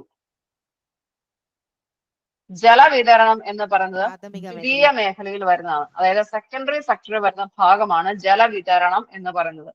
അതായത് വ്യവസായം, വൈദ്യുതി, അതുപോലെ തന്നെ കെട്ടിട നിർമ്മാണങ്ങള്, അതുപോലെ ജലവിതരണം തുടങ്ങിയവയെല്ലാം എന്തിലാണ്? ദ്വിതീയ മേഖലയിലാണ്. നമ്മൾ പഠിച്ചു വെച്ചിരിക്കുന്ന പ്രാഥമിക മേഖല കാർഷിക മേഖലയുമായി അല്ലെങ്കിൽ കൃഷിയുമായി ബന്ധപ്പെട്ടതാണ്. നമ്മൾ നേരെ കണക്ട് ചെയ്യും ജലം വിതരണം, അതായത് കൃഷിക്ക് ആവശ്യമായിട്ടുള്ളതാണല്ലോ, അത് തന്നെ അത് പ്രാഥമിക മേഖലയാണ് എന്നുള്ളത് കണക്കാക്കും. പക്ഷെ അത് പ്രാഥമിക മേഖലയിലല്ല, ദ്വിതീയ മേഖലയിൽ വരുന്ന ഭാഗമാണ് ജലം എന്ന് പറയുന്നത്. ഓക്കെ, താഴെ കൊടുത്തിട്ടുള്ളവയിൽ ഏത് സ്ഥാപനത്തിലാണ് ഇന്ത്യയിൽ പണം അച്ചടിക്കുന്നതിനുള്ള കുത്തക അവകാശമുള്ളത്? NABARD, state bank of India, reserve bank of India, okay. Reserve ബാങ്കിന്റെ ആസ്ഥാനം എവിടെയാ? മുംബൈ. ഓക്കെ, ദെൻ റിസർവ് ബാങ്കിന്റെ രൂപീകരണവുമായി ബന്ധപ്പെട്ട കമ്മീഷൻ ഏതാ?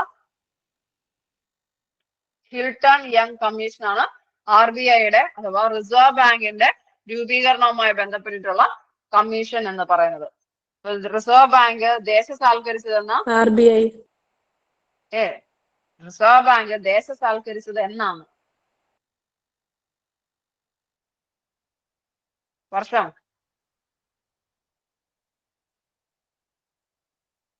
ആയിരത്തി 1949 ജനുവരി 1 റിസർവ് ബാങ്ക് ദേശസാൽക്കരിച്ചത്. അതുപോലെ റിസർവ് ബാങ്കിനെ കുറിച്ച് ഇനി ഓർത്തിരിക്കുന്നത് റിസർവ് ബാങ്ക് ഗവർണർ ആരാണ്? ആളൊന്ന് മാറിയിട്ടുണ്ട്. കുറെ വർഷമായിട്ട് ഒരാളായിരുന്നു, ശക്തികാന്ത ദാസ് ആയിരുന്നു. ഇപ്രാവശ്യം ആള് മാറിയിട്ടുണ്ട്. ഓക്കെ, ക്ലാസിന്റെ എന്തെങ്കിലും നമുക്ക് അതിന്റെ സെക്ഷൻ ഉണ്ടാവും. ഓക്കെ, എനിവേ ഇന്ത്യയിലെ പണം അച്ചടിക്കുന്നതിനുള്ള കുത്തകാവകാശം റിസർവ് ബാങ്ക് ഓഫ് ഇന്ത്യക്കാണെന്നുള്ളത് നോക്കുക. അതുപോലെ റിസർവ് ബാങ്കിന്റെ പ്രധാനപ്പെട്ട ധർമ്മങ്ങൾ എന്തൊക്കെയാ? നോട്ട് അച്ചടിച്ചിറക്കല്, വായ്പ നിയന്ത്രിക്കല്, സർക്കാരിന്റെ ബാങ്ക്, ബാങ്കുകളുടെ ബാങ്ക് എന്നീ പേരുകളിലെല്ലാം അറിയപ്പെടുന്നത് ഭാരതീയ റിസർവ് ബാങ്ക് ആണ് എന്നുള്ളത് ഓർമ്മിക്കുക. ഇവിടെ 1 രൂപ ഒഴിച്ചുള്ള എല്ലാ നോട്ടുകളും അച്ചടിക്കാനുള്ള അവകാശം എന്ന് പറഞ്ഞ ഭാരതീയ റിസർവ് ബാങ്കിനാണ്. 1 രൂപയുടെ നോട്ട് അനുബന്ധ നാണയങ്ങളും എല്ലാം അച്ചടിച്ചിറക്കുന്നത് ആരാ? 1 രൂപയുടെ നോട്ടും അനുബന്ധ നാണയങ്ങളും അച്ചടിച്ചിറക്കുന്നത് ആരായിരിക്കും? കേന്ദ്ര ധനകാര്യ വകുപ്പാണ്. കേന്ദ്ര ധനകാര്യ വകുപ്പാണ് 1 രൂപയുടെ നോട്ടും അനുബന്ധ നാണയങ്ങളും എല്ലാം അച്ചടിച്ചിറക്കുന്നത്. അത് കൃത്യമായിട്ട് ഓർമ്മിച്ചു വെക്കണം. അതുപോലെ ഇന്ത്യയിലെ ബാങ്കുകളുടെ ദേശസാൽക്കരണം, ആദ്യത്തെ ദേശസാൽക്കരണം നടന്നതെന്ന അല്ലെങ്കിൽ ദേശസാൽക്കരണം നടത്തിയ പ്രധാനമന്ത്രി ആരായിരുന്നു? ഇന്ദിരാഗാന്ധിയാണ് ബാങ്ക് ദേശസാൽക്കരണം നടത്തിയ പ്രധാനമന്ത്രി എന്ന് പറയുന്നത്. ഒന്നാമത്തെ ദേശസാൽക്കരണം എന്ന് പറയുന്നത് 1969 നടത്തിയത്. 14 ബാങ്കുകളാണ് അന്ന് ദേശസാൽക്കരിച്ചത്. രണ്ടാമത്തേത് 1980 സംഭവിച്ചിട്ടുള്ളത്, 1980.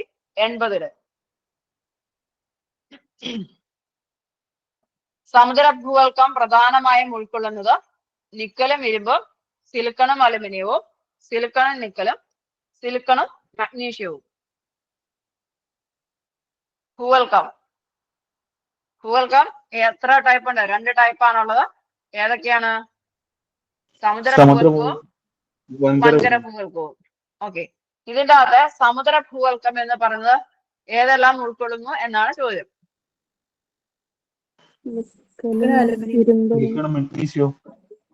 സിലിക്കണും മഗ്നീഷ്യവുമാണ് സമുദ്ര ഭൂവൽക്കത്തില് ഉൾപ്പെടുക. സിമ എന്ന പേരിലാണ് അറിയപ്പെടുക. അപ്പം ഭൂമിയുടെ ഘടനയെ കുറിച്ച് പറഞ്ഞു കഴിഞ്ഞിട്ടുണ്ടെങ്കിൽ ഭൂവൽക്കം, മാൻഡില്, പുറക്കാമ്പ്, അകക്കാമ്പ് എന്നിങ്ങനെയാണ് ഭൂമിയുടെ ഘടനയെ തിരിച്ചിരിക്കുന്നത്. ഭൂമിയുടെ ഏറ്റവും പുറമെയുള്ള പാളിയാണ് ഭൂവൽക്കം. ഭൂവൽക്കത്തില് സമുദ്ര ഭൂവൽക്കവും വൻകര ഭൂവൽക്കവും ഉണ്ട്. വൻകര ഭൂവൽക്കത്തിന്റെ കനം 60 കിലോമീറ്ററും അതുപോലെ തന്നെ കടൽത്തറകളുടെ ഭൂവൽക്കത്തിന്റെ കനം എന്ന് പറഞ്ഞത് 20 ഓർമ്മിക്കുക. അതുപോലെ വൻകര ഭൂവൽക്കം സിലിക്കയും അലുമിനിയം ചേർന്നിട്ടാണ് ഉൾപ്പെടുന്നത്. അതുകൊണ്ട് അത് സിയാൽ എന്ന പേരിൽ അറിയപ്പെടുന്നു. സമുദ്ര ഭൂവൽക്കം എന്ന് പറയുന്നത് സിലിക്കയും മഗ്നീഷ്യവുമാണ് അതിൻ്റെ അകത്തെ ധാതുക്കള്. അതുകൊണ്ട് അത് സിമ എന്ന പേരിൽ അറിയപ്പെടുന്നുണ്ട്. അടുത്ത ഘടന എന്ന് പറയുന്നത് മാൻഡിലാണ്. മാൻഡിൽ എന്ന് പറയുമ്പോൾ ഭൂവൽക്ക പാളിക്ക് താഴെ തുടങ്ങി 2900 കിലോമീറ്റർ അകലെ വ്യാപിച്ചു കിടക്കുന്നതാണ് മാൻഡിൽ എന്ന് പറയുന്നത്. ഭൂമിയുടെ പിണ്ഡത്തിൽ ഏറ്റവും കൂടുതലുള്ള ഭാഗം മാൻഡിലാണെന്നുള്ളത് ഓർമ്മിക്കുക. ഇതിലാണ് നമ്മുടെ മൊഹോറ വിസ്ക് വിച്ഛിന്നത, അതായത് ഭൂവൽക്കത്തിന്റെ മാൻഡിലിന്റെ അതിർവരമ്പാണ് മൊഹോറ വിസ്ക് വിച്ഛിന്നത. അതുപോലെ തന്നെ അടുത്തത് കാമ്പ്. 2 ടൈപ്പാണുള്ളത്. പുറക്കാമ്പും ഉണ്ട്, അകക്കാമ്പും ഉണ്ട്. പുറക്കാമ്പിലെ പദാർത്ഥങ്ങളെല്ലാം വളരെ ഉരുകിയ അവസ്ഥയിലായിരിക്കും നിലകൊള്ളുക. ഇവിടുത്തെ അതിർവരമ്പ്, അതായത് മാൻഡിലിന്റെയും കാമ്പിന്റെയും അതിർവരമ്പ് അറിയപ്പെടുന്നത് ഗുട്ടൻബർഗ് വിച്ഛിന്നത എന്ന പേരിലാണ് അറിയപ്പെടുക. ഇതിൽ അകക്കാമ്പ് നിർമ്മിച്ചിരിക്കുന്നത് നിക്കലും ഇരുമ്പും കൊണ്ടാണ്. നിക്കലും ഇരുമ്പും കൊണ്ട് നിർമ്മിച്ചിട്ടുള്ളത് അകക്കാമ്പാണ്. അത് ഓർമ്മിച്ചു വെക്കണം. അതുകൊണ്ട് അതിനെ അറിയപ്പെടുന്നത് നിഫ എന്ന പേരിലാണ് അകക്കാമ്പ് അറിയപ്പെടുക. WTO ലക്ഷ്യം വയ്ക്കുന്നത് ആഭ്യന്തര വ്യാപാര നിയമങ്ങൾ സ്ഥാപിക്കല്, ആഭ്യന്തര വ്യാപാര പ്രവർത്തനങ്ങൾ നിയന്ത്രിക്കരുത്, അതുപോലെ അന്തർദേശീയ വ്യാപാര നിയമങ്ങൾ സ്ഥാപിക്കല്, ഇവയൊന്നുമല്ല. ഓപ്ഷൻ സി ആണ് അന്തർദേശീയ തലത്തിലുള്ള വ്യാപാര നിയമങ്ങൾ സ്ഥാപിക്കുക എന്നുള്ളതാണ് WTOയുടെ ലക്ഷ്യം എന്ന് പറയുന്നത്. WTOയുടെ ഫുൾ ഫോം എന്നാ? World health organisation. World trade organisation. സുസ്ഥിര വികസനം ശ്രദ്ധ കൊടുക്കുന്നത് നികുതി, വർത്തമാനം, ഭാവി തലമുറകൾ, അതുപോലെ തന്നെ വ്യവസായവും കൃഷിയും വിദേശ വ്യാപാരം. അല്ല, സുസ്ഥിര വികസനം എന്ന് പറഞ്ഞത് വർത്തമാനവും ഭാവി തലമുറയാണ്. സുസ്ഥിര വികസനം എന്ന് പറഞ്ഞാൽ എന്താണ്?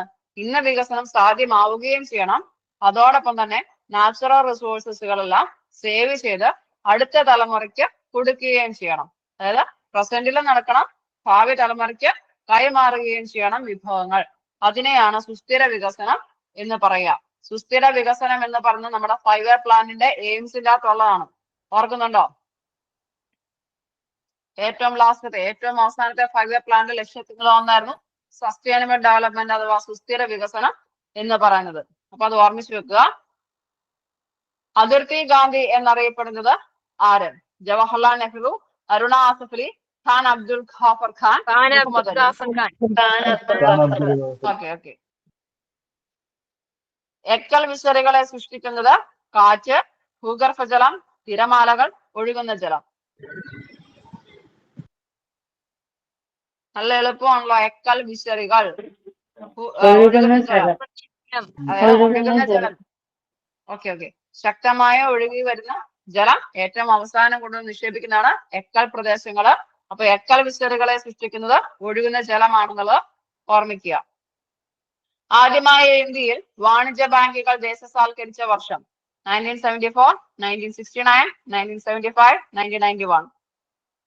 ഇപ്പൊ നമ്മൾ പറഞ്ഞതാണ് 1969. വിജയനഗര സാമ്രാജ്യത്തിന്റെ സ്ഥാപകരെ കണ്ടെത്തുക. ബാബറും അക്ബറും, ഇൽത്തുമിഷും ബാൽബനും, ജഹാംഗീറും ഷാജഹാനും, ഹരിഹരനും ബുക്കനും.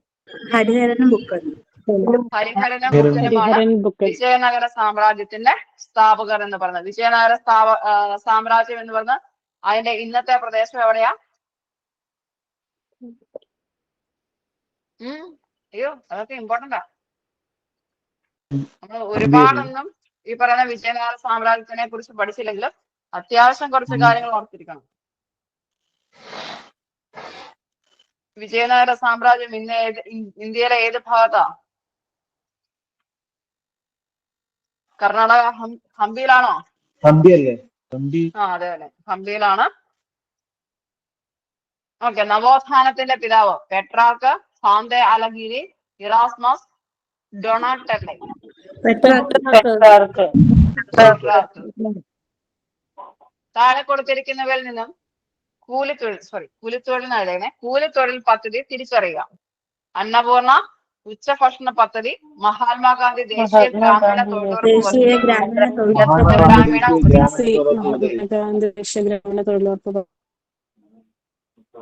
ഇന്ത്യയുടെ ഏതാണ്ട് മധ്യഭാഗത്തു കൂടി കടന്നു പോകുന്ന ഒരു പ്രധാന അക്ഷാംശ രേഖ.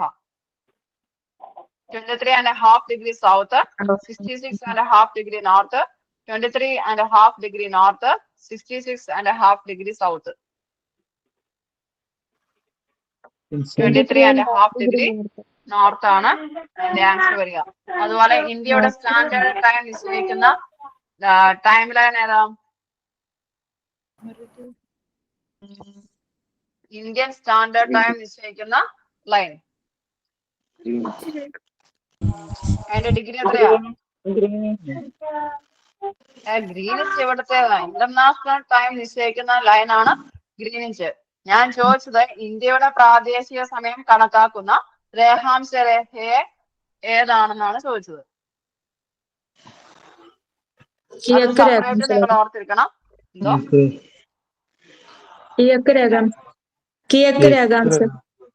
അത് ഏത് കിഴക്ക് രേഖാംശം? അതിന്റെ ഡിഗ്രി ഓർത്തിരിക്കണം. 82.5 ഉണ്ട്.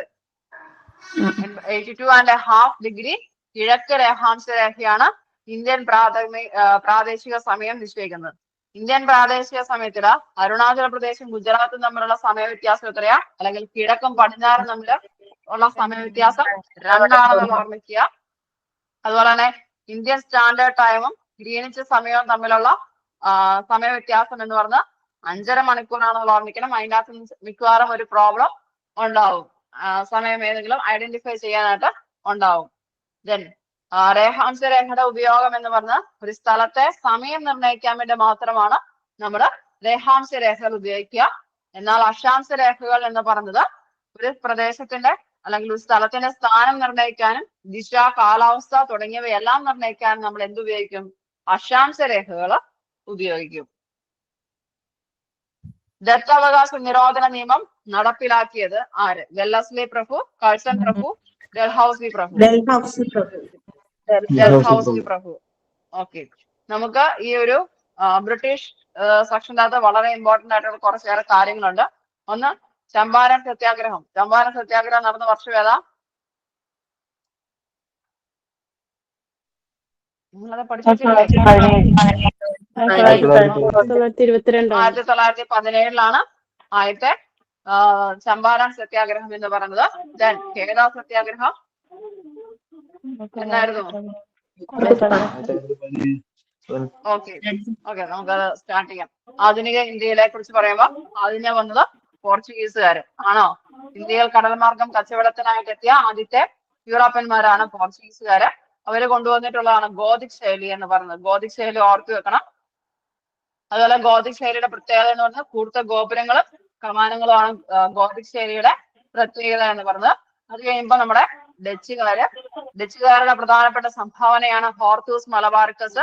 ഹോർത്തൂസ് മലബാർക്കസ് തയ്യാറാക്കാൻ സഹായിച്ച മലയാളി എന്ന് പറയുന്നത് ഇട്ടി അച്യുതൻ വൈദ്യരാണ്.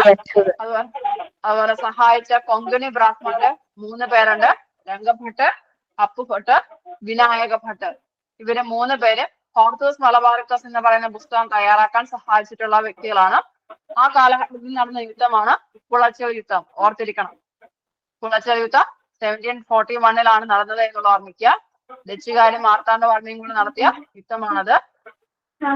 ഡച്ചുകാര് കുളച്ചൽ യുദ്ധത്തിൽ പരാജയപ്പെട്ടത് എന്നുള്ള ഓർമ്മിച്ചുക. മൈക്ക് ഓണാക്കി വെച്ചിരിക്കുന്ന ആൾ ഓഫാക്കി. ഓക്കെ. ഡച്ചുകാർ അറിയപ്പെടുന്ന ലന്തക്കാർ എന്ന പേരിലാണ്. പോർച്ചുഗീസുകാർ എങ്ങനെയായിരുന്നു അറിയപ്പെട്ടിരുന്നത്? പറങ്കികൾ. ഓക്കെ. ഇനി നമ്മള് ശാശ്വത ഭൂനികുതി വ്യവസ്ഥ. ശാശ്വത ഭൂനികുതി വ്യവസ്ഥ നടപ്പിലാക്കിയ വ്യക്തി ആരായിരുന്നു? കോൺവാലിസ് പ്രഭു ആണ് ശാശ്വത ഭൂനികുതി വ്യവസ്ഥ നടപ്പിലാക്കിയത്. അപ്പം ബ്രിട്ടീഷുകാരെ കുറിച്ച് പറയുമ്പോൾ നമുക്ക് ഒഴിവാക്കാനാവാത്ത ഒരു യുദ്ധമാണ് പ്ലാസി യുദ്ധം. 1757 പ്ലാസി യുദ്ധം നടന്നത്. ആരൊക്കെ തമ്മിലായിരുന്നു? ബംഗാളിലെ നവാബായ സിറാജ് ഉദ്ദൗളയും ബ്രിട്ടീഷുകാരും തമ്മിൽ നടന്ന യുദ്ധമാണ് പ്ലാസി യുദ്ധം എന്ന് പറയുന്നത്. അതിനുശേഷം ബക്സാർ യുദ്ധം 1764 നടന്നു. പിന്നെ 4ാം മൈസൂർ യുദ്ധത്തിലാണ് ആരന്തരിച്ചത്? ടിപ്പു സുൽത്താന് അന്തരിച്ചത്.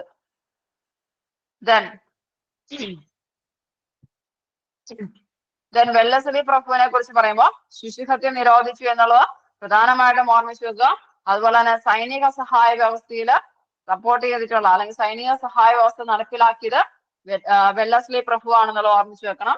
ദെൻ ഇനി നമ്മുടെ ഡൽഹൌസി പ്രഭുവിനെ കൊണ്ടുവന്നതാണ് ഇന്ത്യയിലെ ഇന്ത്യൻ റെയിൽവേ ആരംഭിച്ചത്. ബോംബെയിൽ നിന്ന് താനെ വരെ ആദ്യത്തെ തീവണ്ടി ഓടിയത് ഡൽഹൌസി പ്രഭുവിന്റെ ഒരാളുടെ എന്താ പറയാ സപ്പോർട്ടോട് കൂടിയാണ്.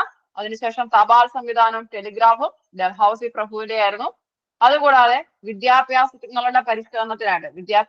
പരിഷ്കാരത്തിന് വേണ്ടി വുഡ്സ് ഡെസ്പാച്ച് കമ്മീഷനെ അല്ലെങ്കിൽ വുഡ്സ് വിദ്യാഭ്യാസ കമ്മീഷനെ നിയമിച്ചത് ഡൽഹൌസി പ്രഭു ആണെന്നുള്ള ഓർമ്മിക്കുക.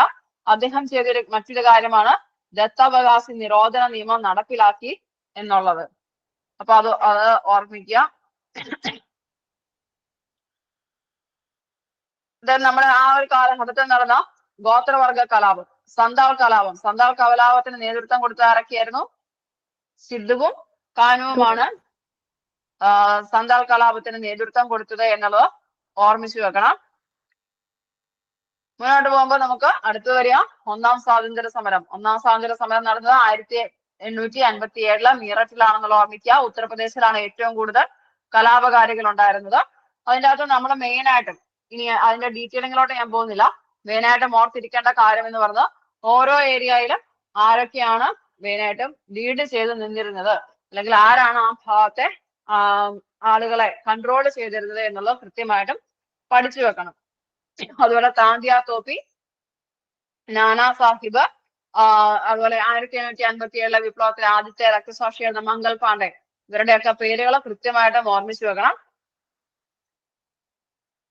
അടുത്ത ബംഗാൾ വിഭജനം 1905 നടന്നു.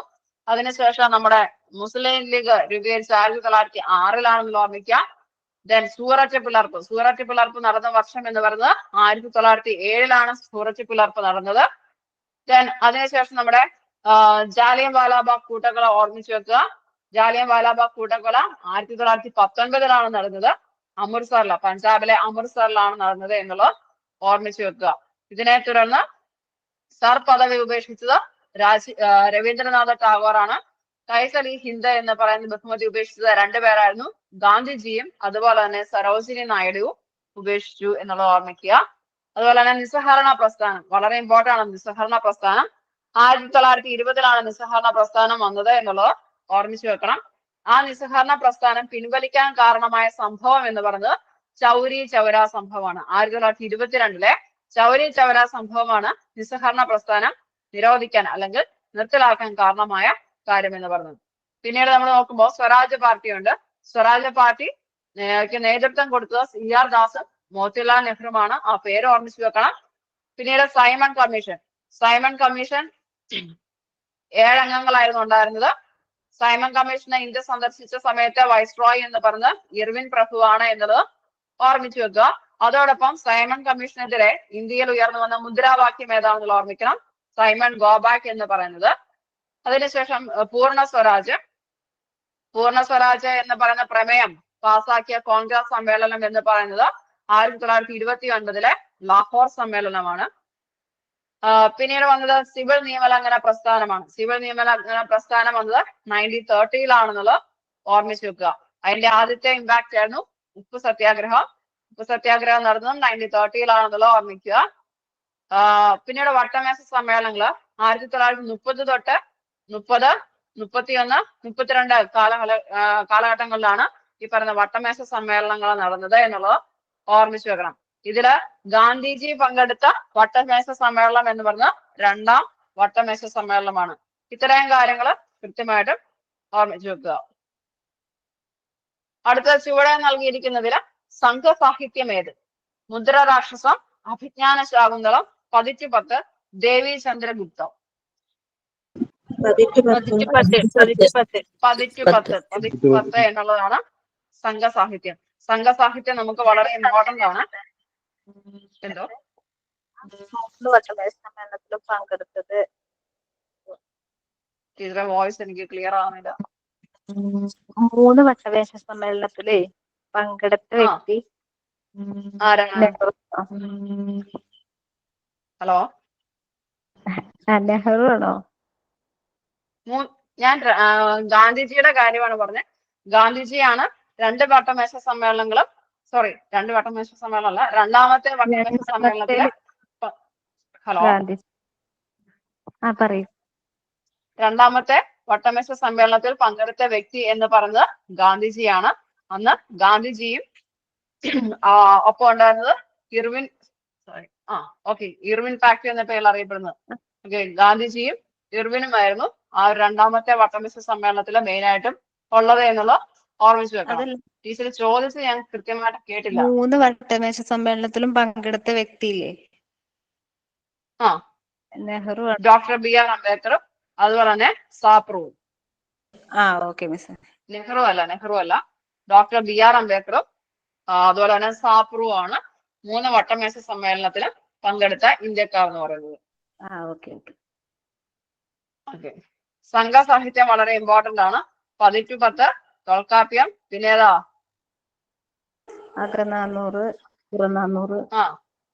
അതിൻ്റെ അകത്ത് എല്ലാം മെയിൻ കണ്ടന്റ് എന്താന്നുള്ളതും അതുപോലെ അതിൻ്റെ അകത്തെ പ്രധാന വ്യക്തികൾ ഏതായിരുന്നു എന്നുള്ളതും കൃത്യമായിട്ട് ഓർമ്മിച്ചു വെക്കണം. അത് നമുക്ക് വളരെ ഇമ്പോർട്ടന്റ് ആണ്. വളരെ ചുരുക്കമായിട്ട് ചോദിച്ചു കണ്ടിട്ടുള്ളൂ, പക്ഷെ നമ്മൾ ഓർത്തിരിക്കുക. തമിഴ് ഇലിയഡ് എന്ന പേരിൽ അറിയപ്പെടുന്ന ചിലപ്പതികാരമാണെന്നുള്ള ഓർമ്മിക്കുക. അതുപോലെ തന്നെ തമിഴ് ഒഡീസി, മണിമേഖല, അതുപോലെ തമിഴ് ബൈബിൾ എന്ന പേരിൽ അറിയപ്പെടുന്ന തിരുക്കുറലാണ്. എന്താ പറയാ, പിന്നെ പുറം പാട്ടുകളെ പ്രതിപാദിക്കുന്ന കാര്യങ്ങൾ എന്താണെന്ന് ചോദിച്ചിട്ടുണ്ട്. അത് യുദ്ധവും കച്ചവടവുമായി ബന്ധപ്പെട്ട കാര്യങ്ങളാണ് പുറം പാട്ടിൽ വരിക. അതുപോലെ കേരളത്തെ കുറിച്ച് പരമാർത്ഥമുള്ള സംഘസാഹിത്യ കൃതിയാണ് ഈ പറയുന്ന പതിറ്റുപത്ത് എന്ന് പറയുന്നത്. 10 പാട്ടുകൾ വീതമുള്ള 10 ഭാഗങ്ങളുടെ സമാഹാരം എന്നതുകൊണ്ടാണ് പതിറ്റുപത്ത് എന്ന പേരിൽ അറിയപ്പെടുക. സംഘകാലകൃതിയെ പതിറ്റുപത്ത് രചിച്ചത് കപിലറാണ് അത് രചിച്ചിട്ടുള്ളത്. പിന്നീടുള്ളതാണ് ചിലപ്പതികാരം. ചിലപ്പതികാരത്തിലാണ് ജൈന മതത്തെ കുറിച്ച് പ്രതിപാദിക്കുന്നത്. കോവലന്റെയും അതുപോലെ തന്നെ കണ്ണകിയുടെയും കഥയൊക്കെ വിവരിക്കുന്ന ചിലപ്പതികാരത്തിലാണ്. ഈ ചിലപ്പതികാരം എഴുതിയിട്ടുള്ളത് ഇളങ്കോവടികളാണ് രചിച്ചിട്ടുള്ളത്. പിന്നെ ജീവക ചിന്താമണി, അതുപോലെ മെഗസ്തനീസിന്റെ പ്ലീനി, അതുപോലെ അതായത് സംഘസാഹിത്യത്തെ കുറിച്ച് പ്രതിപാദിക്കുന്ന കൃതികൾ എഴുതിയ വിദേശ സഞ്ചാരികൾ ആരൊക്കെ എന്ന് ചോദിച്ചിട്ടുണ്ടെങ്കിൽ മെഗസ്തനീസ്, പ്ലീനിയുമാണ്. അങ്ങനെ വളരെ കുറച്ച് മാത്രമാണ് നമുക്ക് ഈ സംഘസാഹിത്യ കൃതികൾ ഓർത്തിരിക്കാനുള്ളത്. അത് കൃത്യമായിട്ട് നിങ്ങൾ ഓർത്തിരിക്കുക. കേരളത്തിലെ ഏറ്റവും ഉയരം കൂടിയ കൊടുമുടി ആനമുടി സ്ഥിതി ചെയ്യുന്ന എവിടെയാ? ആനമുടി സ്ഥിതി ചെയ്യുന്ന എവിടെയാ? ഇടുക്കി. കേസരി എന്ന പത്രം ആരംഭിച്ചത് ആനി ബസന്റ്, ബിപിൻ ചന്ദ്രപാൽ, ബാലഗംഗാധര തിലക്, ലാലാ ലജ്പത് റായ്. ബാലഗംഗാധര തിലകാണ് കേസരി എന്ന പത്രം ആരംഭിച്ചത്. ഒരു ട്രോപ്പോ ഷീറ്റിലെ വെളുത്ത നിറം പ്രതിനിധീകരിക്കുന്നത് ജലാശയം, തരിശുഭൂമി, വനം, കൃഷിഭൂമി. തരിശുഭൂമി. ലോക പരിസ്ഥിതി വികസന കമ്മീഷന്റെ റിപ്പോർട്ടായ നമ്മുടെ പൊതുഭാവി എന്ന റിപ്പോർട്ടിന്റെ മറ്റൊരു പേര് Copeland report, Brundtland report, Copenhagen report, green annual report.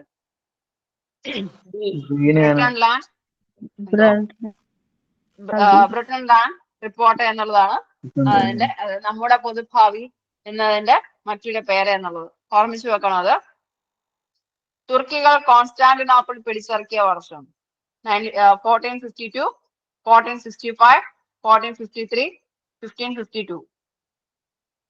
1453 തുർക്കികൾ Constantinople പിടിച്ചിറക്കിയ വർഷം എന്ന് പറയുന്നത്. ഓക്കെ. ഭൂമിയുടെ ഏറ്റവും ചൂടേറിയ താപീയ മേഖല ശൈത്യമേഖല, സമശീതോഷ്ണ മേഖല, ഉഷ്ണമേഖല, ഉപോഷ്ണ മേഖല. ഉഷ്ണമേഖല പേരിൽ നിന്ന് തന്നെ നമുക്കത് ഐഡന്റിഫൈ ചെയ്യാനായിട്ട് സാധിക്കും. ഓക്കെ, ലോക വ്യാപാര സംഘടന രൂപീകരിച്ച വർഷം 1990, 1992, 1995, 2000. 95-ലാണ് ലോക വ്യാപാര സംഘടന രൂപീകരിച്ചത്. ഓക്കെ, ഇത് നമ്മുടെ കറണ്ട് അഫയേഴ്സുമായി ബന്ധപ്പെട്ട് നിങ്ങളോട് ചോദിക്കാൻ സാധ്യതയുള്ളവയാണ്. കേരള ഗവർണർ രാജേന്ദ്ര വിശ്വനാഥ് ആർലേക്കർ, സുപ്രീം കോടതി chief justice justice Sanjiv Khanna, Kerala ഹൈക്കോടതി ചീഫ് ജസ്റ്റിസ് നിതിൻ ബാർക്കോട്ട് Jamdar, RBI governor Sanjay Malhotra, Kerala human rights commission chairman justice Alexander Thomas, national human rights commission chairman justice V. Ramasubramanian, chairperson of National Commission for Women Vijaya Kishore Rakta, അതുപോലെ chairperson of Kerala State Commission for Women P. Sadi Devi. Then GDP growth rate, ഇന്ത്യയുടെ GDP growth rate എന്ന് പറയുന്നത് 6.4% ആണ്. അതുപോലെ HDI റാങ്കില് ഇന്ത്യയുടെ position എന്ന് പറയുന്നത് 134 ആണ്. 193 രാജ്യങ്ങളുള്ളതിൽ 134ാമത്തെ റാങ്കിലാണ് ഇന്ത്യ നിലകൊള്ളുന്നത്. ഇന്ത്യയുടെ നിലവിലത്തെ ബാങ്ക് റേറ്റ് എന്ന് പറയുന്നത് 6.75, repo rate 6.50, reverse repo rate എന്ന് പറയുന്നത് 3.35. ഇത് ജസ്റ്റ് നിങ്ങൾ ഓർത്തിരിക്കണം. ഈ സ്ലൈഡ് കൃത്യമായിട്ടും ഓർത്തിരിക്കണം, മാറിപ്പോവരുത്, നമുക്ക് ഒഴിവാക്കാൻ പറ്റത്തില്ല. നിങ്ങൾ സ്ക്രീൻഷോട്ട് എടുക്കുകയല്ലേ ചെയ്യുന്നേ, ആണോ? എടുത്തു കഴിഞ്ഞ് കാണുമായിരിക്കുമല്ലോ. എന്തോ ഇപ്പൊ ഗവർണറിനെ ചോദിക്കുക, ഇപ്പോഴുള്ളതല്ലേ ചോദിക്കുക?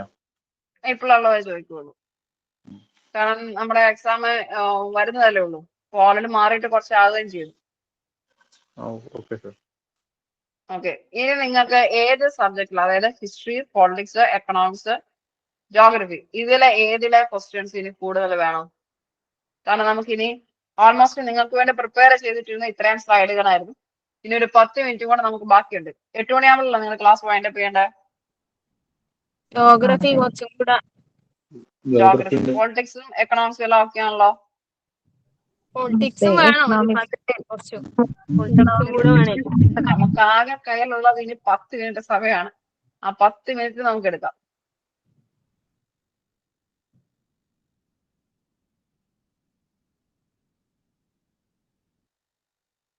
ഓക്കെ, ഇത് ഓപ്പൺ ആയി വരുന്ന സമയം കൊണ്ട് ഞാൻ ചോദിക്കാം. ഇന്ത്യയിൽ നിലനിന്നിരുന്ന കക്ഷി സമ്പ്രദായം എങ്ങനെയുള്ളതായിരുന്നു? ബഹുകക്ഷി സമ്പ്രദായമാണ് നിലനിൽക്കുന്നത്, നിങ്ങൾ ഓർമ്മിക്കുക. അതുപോലെ സാർവത്രിക പ്രായപൂർത്തി വോട്ടവകാശം അതേക്കുറിച്ച് പറയുന്ന വകുപ്പ് ഏതാണ്? 326ാമത്തെ വകുപ്പ്. പോളിറ്റിക്സിനെ സംബന്ധിച്ച് നിങ്ങൾ മെയിൻ ആയിട്ട് ഓർത്തിരിക്കേണ്ടതെന്ന് പറഞ്ഞാൽ ഫണ്ടമെന്റൽ റൈറ്റ്സ്, അതിന്റെ ആർട്ടിക്കിൾ എവിടെയാണെന്നുള്ളത് കൃത്യമായിട്ട് ഓർത്തിരിക്കണം. അതുപോലെ തന്നെ നിർദ്ദേശക തത്വങ്ങൾ, ഏത് പാർട്ടിയിലെ എത്രാമത്തെ ആർട്ടിക്കിൾ എന്നുള്ളത് ഓർമ്മിച്ചിരിക്കണം. അതുപോലെ ഫണ്ടമെന്റൽ റൈറ്റ് ആണെങ്കിൽ ഏത് ആർട്ടിക്കിളില് എത്രാമത്തെ ഭാഗത്തില് എത്രാമത്തെ ആർട്ടിക്കിൾ തൊട്ട് എത്രാമത്തെ ആർട്ടിക്കിൾ വരെ. അതിൻ്റെ അകത്ത് നമ്മുടെ ബാലവേല ഓർത്തിരിക്കണം. അതുപോലെ തന്നെ അടിമ കച്ചവടം ഓർത്തിരിക്കണം.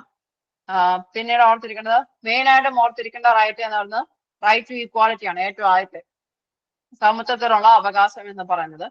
അതിൻ്റെ അകത്ത് ഓരോ ഈച്ച് ആൻഡ് എവരി വൺ പോയിന്റും വളരെ ഇമ്പോർട്ടൻ്റ് ആണ്. ഈ പറയുന്ന abolition of titles, abolition of untouchability, അതുപോലെ non discrimination between caste, cases, sex etcetera, place of birth etcetera, അതുപോലെ തന്നെ ഇക്വാലിറ്റി ഓഫ് ഓപ്പർച്യൂണിറ്റി, ഇവയെല്ലാം ഏത് ആർട്ടിക്കിളിലാണ് കൃത്യമായിട്ട് നിങ്ങളത് ഓർത്തു വെക്കണം. പിന്നീട് നമുക്ക് പൊളിറ്റിക്സിൻ്റെ അകത്ത് ഓർത്തിരിക്കാനുള്ള മേഖല എന്ന് പറയുന്നത് വോട്ടിങ്ങിന്റെ സെക്ഷനാണ്. വോട്ടിംഗ് പ്രായം ഇപ്പൊ നിലവിൽ എത്രയാണ്? വോട്ടിംഗ് പ്രായം എന്താ പറയാ 21 വയസ്സിൽ നിന്ന് 18 വയസ്സായിട്ട് കുറച്ചതാരാണ്? സാർവത്രിക പ്രായപൂർത്തി വോട്ടവകാശം പറയുന്ന ആർട്ടിക്കിൾ ഏതാണ്? അതുപോലെ പിന്നെ ഓർത്തിരിക്കേണ്ടതെന്ന് പറയുന്നത് ഈ പറഞ്ഞ പഞ്ചായത്ത് രാജ് സംവിധാനം, അതുപോലെ നഗരപാലികാസൂത്രണം, ഏത് ആർട്ടിക്കിൾ 73rd ഏതിനാണ്, 74th ഏതാണ് എന്നുള്ളത് കൃത്യമായിട്ട് ഓർമ്മിച്ചു വെക്കണം. അതുപോലെ ഗ്രാമസഭ, ഏറ്റവും ചെറിയത് പഞ്ചായത്ത് തലത്തിലെ ഏറ്റവും എന്താ പറയാ താഴെ തട്ടിലുള്ള ഘടകം എന്ന് പറയുന്നത് ഗ്രാമസഭയാണെന്നുള്ള ഓർമ്മിച്ചു വെക്കുക. പിന്നീട് നമുക്ക് ഓർത്തിരിക്കേണ്ടത് ആർക്കെല്ലാം വോട്ടവകാശം നിഷേധിക്കുന്നു എന്നുള്ളത് ഓർമ്മിച്ചു വെക്കണം. പിന്നെ ഒരു പാർട്ടി ദേശീയ പാർട്ടിയാണോ സംസ്ഥാന പാർട്ടിയാണോ എന്ന് ഐഡന്റിഫൈ ചെയ്യുന്നതിന്റെ കാരണം അതിന്റെ മാനദണ്ഡം എന്താണെന്നുള്ളത് ഓർമ്മിച്ചു വെക്കുക. പിന്നെ നമുക്ക് ഓർക്കാനുള്ളത് തെരഞ്ഞെടുപ്പ് കമ്മീഷന്റെ ഫങ്ഷൻസ്, ധർമ്മങ്ങൾ എന്താണ് എന്നുള്ളത് ഓർമ്മിച്ചു വെക്കണം. പിന്നീട് ഇപ്പൊ നമ്മൾ ഡിസ്കസ് ചെയ്ത കുറച്ച് കറണ്ട് അഫയേഴ്സ് സെക്ഷൻ പറഞ്ഞു. ഹൈക്കോർട്ട്, അതുപോലെ സുപ്രീം കോടതി, പിന്നെ ദേശീയ മനുഷ്യാവകാശ കമ്മീഷൻ എന്നാണ് വന്നത്, അത് ഒരു സ്റ്റാറ്റ്യൂട്ടറി ബോഡിയാണോ അല്ലയോ, പിന്നെ അത് ഇന്ത്യയിലെ മനുഷ്യാവകാശങ്ങളുടെ സംരക്ഷകൻ ആരാണ്, അതുപോലെ ഏറ്റവും ആദ്യത്തെ ചെയർമാൻ, ദേശീയ മനുഷ്യാവകാശ കമ്മീഷന്റെ ആദ്യത്തെ ചെയർമാൻ എന്ന് പറയുന്നത് ജസ്റ്റിസ് രംഗനാഥ മിശ്രയാണെന്നുള്ള ഓർമ്മിക്കുക. അതിന്റെ അധ്യക്ഷനായിട്ടുള്ള മലയാളി എന്ന് പറയുന്നത് ജസ്റ്റിസ് KG ബാലകൃഷ്ണൻ ആണെന്നുള്ള ഓർമ്മിക്കണം. അതിനുശേഷം നിലവിലുള്ള ഇപ്പോഴത്തേത് ഓർത്തിരുന്നു. അതുപോലെ തന്നെ സംസ്ഥാന മനുഷ്യാവകാശ കമ്മീഷനിൽ എന്ന് വന്നു, നിലവിൽ എത്ര അംഗങ്ങൾ അതിൻ്റെ അകത്തുണ്ട്, ഇപ്പോഴത്തെ നിലവിലത്തെ ആള് ആരാണ്. അതുപോലെ തന്നെയാണ് ദേശീയ വനിതാ കമ്മീഷനും. ദേശീയ വനിതാ കമ്മീഷൻ സ്റ്റാറ്റ്യൂട്ടറി ബോഡിയാണെന്നുള്ള ഓർമ്മിക്കുക. 1992 വന്നത്. അതുപോലെ തന്നെ എത്ര അംഗങ്ങൾ, 6 അംഗങ്ങളാണ് നിലവിലുള്ളത്, ഇപ്പോഴത്തെ ആള് ആരാണ്. അതുപോലെ തന്നെയാണ് സംസ്ഥാന വനിതാ കമ്മീഷന്റെ കാര്യം. എന്ന് നിലവിൽ വന്നു, 96 നിലവിൽ വന്നു. നിലവിൽ 5 അംഗങ്ങളാണുള്ളത്. തിരുവനന്തപുരമാണ് അതിന്റെ ആസ്ഥാനം എന്ന് പറയുന്നത്. ഏറ്റവും ആദ്യത്തെ അധ്യക്ഷ എന്ന് പറയുന്നത് സുഗതകുമാരി ആയിരുന്നു. ഇപ്പോഴത്തെ അധ്യക്ഷ എന്ന് പറയുന്നത് ആരാണ്? അധ്യക്ഷ ആരായിരുന്നു? നിങ്ങൾ നോക്കിയില്ലേ? വേറെ ഒന്നും ഓർത്തില്ലെങ്കിലും ദേവി എന്നുള്ള പേര് ഓർത്ത് വെക്കുക. അതുപോലെ സംസ്ഥാന വിവരാവകാശ കമ്മീഷനെ കുറിച്ചുള്ള ഓർമ്മിക്കുക. എന്താണ് ലോക്പാല്, എന്താണ് ലോകായുക്ത, അത് ഓർമ്മിച്ചു വെക്കുക. അതുപോലെ തന്നെ പഞ്ചായത്ത് രാജുമായി ബന്ധപ്പെട്ട അല്ലെങ്കിൽ പ്രാദേശിക സ്വയംഭരണ വകുപ്പുമായി ബന്ധപ്പെട്ടിട്ടുള്ള കമ്മീഷണറുകൾ, ബൽവന്ത് റായ് കമ്മീഷന്, അശോക് മേത്ത കമ്മീഷന്, ഹനുമന്ത റാവു കമ്മീഷന്, PK തുംഗം കമ്മിറ്റി തുടങ്ങിയവയെല്ലാം അതിൻ്റെ അകത്ത് വരും. ഓക്കെ, പൊളിറ്റിക്സ് അത്യാവശ്യം പറഞ്ഞു. നമുക്ക് നോക്കാം, സമയമായി. രേഖാംശ രേഖവുമായി ബന്ധപ്പെട്ട് ശരിയായത്: ഭൂമിയുടെ വടക്ക് നിന്നും തെക്ക് ഭാഗത്തേക്ക് പോകുന്ന സാങ്കല്പിക രേഖകൾ ഭൂമധ്യരേഖയെ 90 ഡിഗ്രിയിൽ മുറിച്ച് കടക്കുന്നു. ഒരിക്കലും കൂട്ടിമുട്ടാത്ത സമാന്തര രേഖകളാണ് രേഖാംശ രേഖകൾ. ശരിയായത് ഏത് എന്ന് ചോദിക്കുമ്പോൾ എയും ബിയും. അതായത് ഭൂമിയുടെ വടക്ക് നിന്നും തെക്ക് ഭാഗത്തേക്ക് പോകുന്ന സാങ്കല്പിക രേഖയാണ്.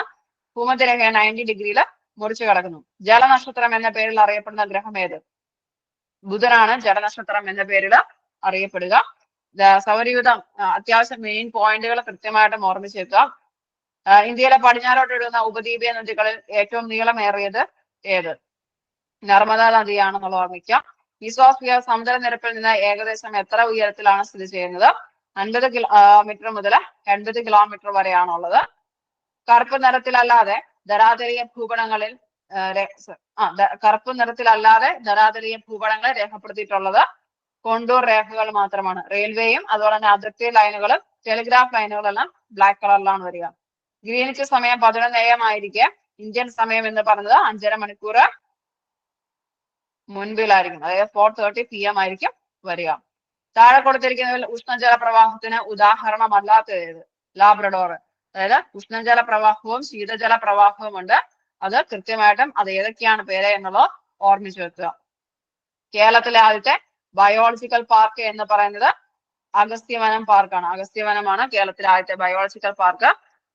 സമരാത്ര ദിനങ്ങളെ സൂചിപ്പിക്കുന്ന ജോഡി എന്ന് പറയുന്നത് മാർച്ച് 21, സെപ്റ്റംബർ 23. സമരാത്ര ദിനങ്ങൾ, അതായത് രാത്രിയും പകലും ഒരേ തുല്യ അളവിലായിരിക്കും വരിക. അതാണ് മാർച്ച് 21, സെപ്റ്റംബർ 23. ചുവടെ ചേർത്തിട്ടുള്ളവയിൽ സമുദ്രാന്തർ പർവ്വത നിരകൾ ഏതിടങ്ങളിലെ സവിശേഷതയാണ്? വിയോജക സീമ, അതായത് 2 ഫലങ്ങൾ തെന്നി മാറുമ്പോഴാണ് അവിടെ അന്തർപർവ്വതങ്ങൾ നിലകൊള്ളുന്നത്. ഹിമാലയം രൂപം കൊണ്ടത് ഏതൊക്കെ ഫലങ്ങൾ കൂട്ടിമുട്ടിയതിന്റെ പേരിലാണ്? ഇന്തോ ഫലവും യുറേഷ്യൻ ഫലവും തമ്മിൽ കൂട്ടിമുട്ടിയതിന്റെ പേരിലാണ് ഹിമാലയ പർവ്വതം ഉണ്ടായത് എന്നുള്ളത് ഓർമ്മിച്ചു വെക്കുക. ഏത് ദിവസമാണ് ഭൗമദിനമായി ആചരിക്കുന്നത്? ഏപ്രിൽ 22. ഓക്കെ, താഴെ കൊടുത്തിട്ടുള്ളവയിൽ ഏതിന്റെ ഉൽപാദന വർധനവുമായി ബന്ധപ്പെട്ടതാണ് ധവള വിപ്ലവം? ഓക്കെ. ഒരു ധരാതലീയ ഭൂപടത്തിലെ നീലനിറം സൂചിപ്പിക്കുന്നത് ജലാശയങ്ങളെ. ഇന്ത്യയില് കോട്ടണോപോളിസ് എന്നറിയപ്പെടുന്ന നഗരം ഏത്? മുംബൈ. കോട്ടണോപോളിസ്, മുംബൈ. ഉപദ്വീപീയ ഇന്ത്യയിലെ ഏറ്റവും ഉയരം കൂടിയ കൊടുമുടിയാണ് കൊടുമുടി എവിടെയാണ്? കേരളം. ആനമുടിയാണെന്നുള്ള ഓർമ്മിക്കുക. ഇന്ത്യയിലെ ഹരിത വിപ്ലവത്തിന്റെ പിതാവ് എന്ന് പറയുന്നത് doctor M.S. Swaminathan. Varghese Kurien okay. ധരാതലീയ ഭൂപടങ്ങളിൽ റോഡുകൾ ചിത്രീകരിക്കുന്ന അംഗീകൃത നിറം എന്ന് പറയുന്നത് ചുവപ്പ് നിറത്തിലാണ് കാണിക്കുക. ഹൈഗ്രോമീറ്റർ ഉപയോഗിച്ച് കണക്കാക്കാൻ കഴിയുന്നത് ആർദ്രതയാണ്. ഫോസിലുകൾ പൊതുവെ കാണപ്പെടുന്ന 8 തരം ശിലകളിൽ അവസാദ ശിലകളിലാണ് ഫോസിലുകൾ സാധാരണ കാണപ്പെടുക. ഇന്ത്യയുടെ തീരപ്രദേശങ്ങളിൽ വ്യാപകമായി കാണുന്ന നൈസർഗിക സസ്യജാലം എന്ന് പറയുന്നത് കണ്ടൽ കാടുകളാണ്. അപ്പൊ തീരപ്രദേശങ്ങളിൽ കാണപ്പെടുന്ന നൈസർഗിക സസ്യജാലം കണ്ടൽ കാടുകളാണെന്ന് ഓർമ്മിക്കുക. ഭൂമധ്യരേഖയ്ക്ക് 30 ഡിഗ്രി തെക്കക്ഷാംശത്തിൽ നിന്ന് വീശുന്ന കാറ്റുകളാണ് തെക്ക് കിഴക്കൻ വാണിജ്യവാദം എന്ന് പറയുന്നത്. ഇന്ത്യയിലെ ഏറ്റവും പഴക്കം ചെന്ന ഭൂപ്രകൃതി വിഭാഗം എന്ന് പറയുന്നത് ഉപദ്വീപീയ പീഠഭൂമിയാണ്. ഉപദ്വീപീയ പീഠഭൂമിയാണ് ഇന്ത്യയിലെ ഏറ്റവും പഴക്കം ചെന്ന ഭൂവിഭാഗം എന്ന് പറയുന്നത്. ഓക്കെ, എനിവേ പ്രിപ്പയർ ചെയ്തിട്ടിരുന്ന അത്ര ജോഗ്രഫിയുടെ ക്വസ്റ്റ്യൻസ് നിങ്ങളെ തന്നു കഴിഞ്ഞു. അപ്പം ഓൾമോസ്റ്റ് നിങ്ങൾക്ക് എല്ലാ സബ്ജക്റ്റുമായിട്ട് ബന്ധപ്പെട്ടിട്ട് മാക്സിമം നിങ്ങളുടെ കയ്യിൽ തരാനായിട്ട് ശ്രമിച്ചിട്ടുണ്ട്. അപ്പൊ ആർക്കെങ്കിലും എന്തെങ്കിലും ഡൗട്ട്സോ കാര്യങ്ങളോ ഉണ്ടോ? ഇതിന്റെ PDF ഗ്രൂപ്പിൽ ഇടുവോ? PDF ഇതിന്റെ പ്രശ്നം എന്താണെന്ന് വെച്ച് കഴിഞ്ഞാൽ ഞാൻ ക്വസ്റ്റ്യൻ അയച്ചു തന്ന ആനിമേഷൻ ഇട്ടിരിക്കുന്നതാണ്. അതിന്റെ അത് ആൻസർ ഏതാണ് നിങ്ങൾ തന്നെ കണ്ടുപിടിക്കുന്നത്. അതിന്റെ ആവശ്യമൊന്നുമില്ല ടീച്ചർ. അവർക്ക് വേണേൽ സ്ക്രീൻഷോട്ട് എടുത്തോണ്ടാണ്, അതിനുള്ള ആവശ്യമുള്ളൂ. ആ ഓക്കെ. സാറേ മാക്സിമം ക്വസ്റ്റ്യൻസ് ഇതിലോട്ട് എത്തിച്ചിട്ടുണ്ട്. കറണ്ട് അഫയേഴ്സും കൊടുത്തിട്ടുണ്ട്.